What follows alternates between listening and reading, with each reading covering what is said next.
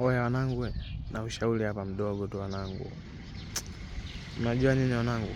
Kwenye makazi huku kuna changamoto mengi sana. Kwa hiyo changamoto mwanangu kwa kupitia, sio ukakata tamaa kwamba mambo yangu hayaendi, sijui nini. Mambo kwenda naenda. Lakini sasa ndio hivyo tu, huo ni wakati mbaya kwako. Alafu kingine wanangu, sipendi sana kuchanganya mademu, kumix. Leo uko na Amina, kesho uko na Ana, kesho kutwa uko na Julie, kesho kutwa siku inayokuja uko na Esther. Hivyo ndio kinachokufanya hela zako zisikae, ni hicho. Wanawake unachanganya sana wanawake, Umemuona fulani kapita, umemuona fulani, ngoja nikachukue namba yake. Umemuona hivi na hivi, nimemuona fulani nilisoma naye nini, ngoja nikachukue namba yake nimuelekeze. Sawa mwanangu, umeichukua hiyo pesa, umeielekeza, imeelekea. Naishi mwanangu.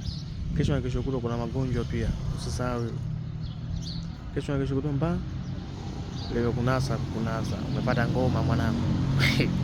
Hapo ndo watu wanapoja kusema ungejua kipindi unaenda kula leo ulikuwa unategemea nini?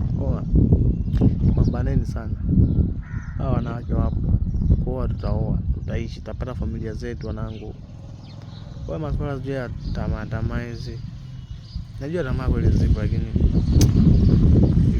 ifike hatua fulani hivi waachana tena mademu. Au umepata wako mmoja, tulia nayo.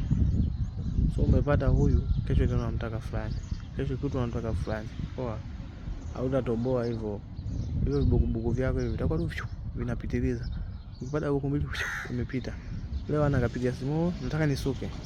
Kesho kutwa Joyce, nataka nikapake rangi kucha.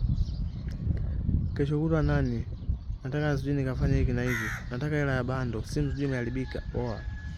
Hatutatoboa hivyo mwanangu. Wazingatie wazazi home. Kama una mke, mzingatie mke wako.